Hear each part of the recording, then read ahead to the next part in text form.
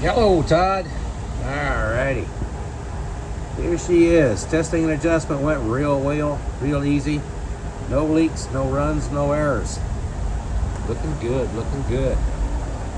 Yes, sir. Yeah. Say hey to Blue. Alright. Let's go ahead and fire it up.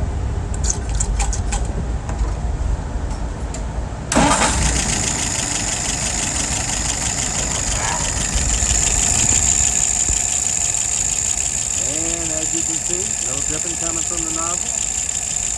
Load is set correctly, 3/8. Let's look at some numbers. Currently idling at 700. That's the top end.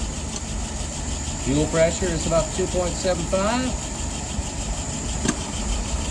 Vacuum is 23. Look at it, that's great. And there's my dwell.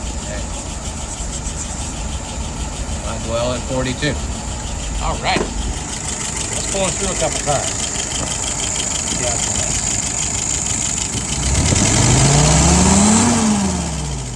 I love it. No stumble.